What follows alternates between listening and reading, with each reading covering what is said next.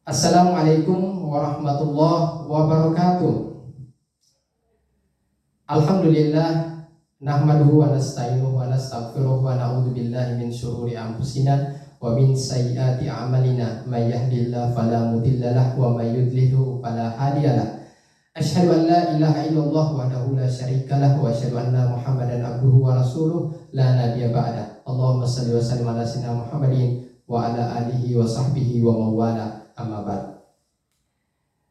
Sejak rame dan viral invest di Gorontalo, istilah ragumu rugimu begitu populer ya. Dan saya sempat ditanya oleh beberapa masyarakat kenapa tidak invest ya. Jadi ketika ditanya saya invest enggak, saya bilang enggak, saya enggak invest. Terus ditanya alasannya apa ya.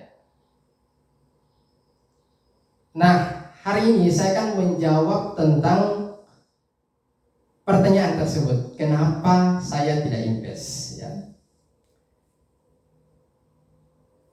Ya, jadi yang pertama karena invest itu sebenarnya udah rame sejak dulu. Ketika saya masih di kampus dulu di Makassar ya, itu invest udah rame di sana. Karena ini sebenarnya permainan kota, permainan orang kota bukan orang desa. Tapi sekarang itu udah sangat populer, bukan saja di kota tapi di desa pun udah sangat populer ya, khususnya di Gorontalo.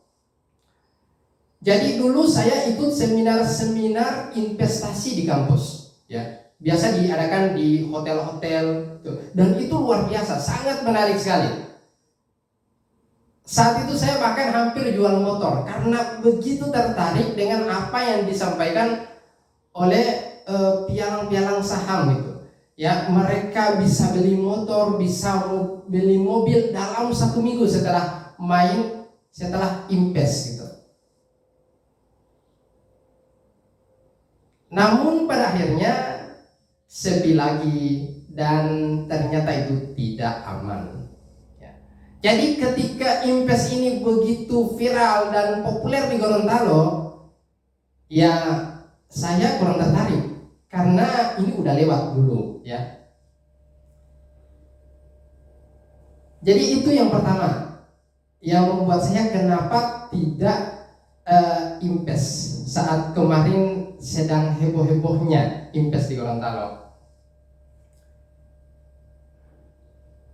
Oke, kemudian yang kedua, saya berpikir kalau bunganya udah 20-30% seperti yang kemarin sempat heboh di Gorontalo, dan itu aman, 20-30% bunganya atau penghasilan yang kita dapatkan dari invest terus itu aman, maka saya yakin bank tidak akan ada lagi.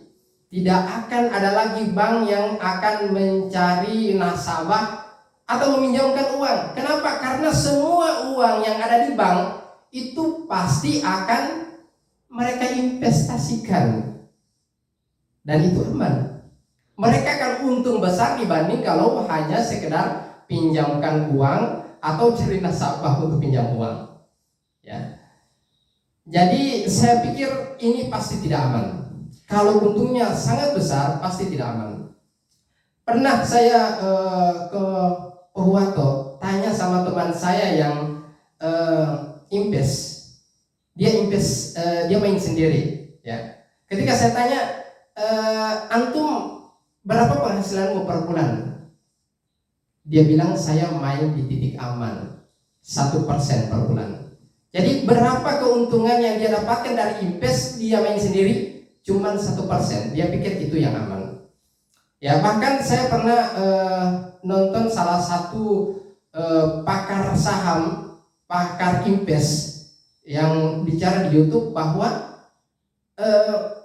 orang yang punya pengalaman ya atau ahlinya invest itu akan main di zona nyaman 3-5% saja. Ini seorang paling hebat ya. Itu mainnya cuma di 3-5% penghasilannya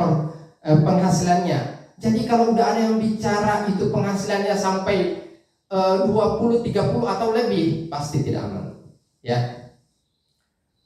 Oke. Kemudian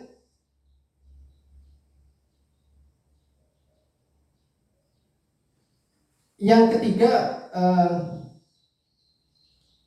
saya berpikir bahwa saya punya banyak karyawan, ya. Saya punya karyawan 40 orang. Nah, kalau saya ikut invest, kemungkinan saya akan menarik uang dari modal yang berputar di bisnis saya, dan kemudian saya akan investasikan ke saham misalnya, ya. Nah, dengan begitu kemungkinan saya pikir saat itu saya akan memberhentikan beberapa karyawan gitu. Dan bisnis yang saya jalankan selama ini pasti akan sulit untuk berkembang, apalagi sampai buka cabang. Padahal bukan itu yang saya inginkan.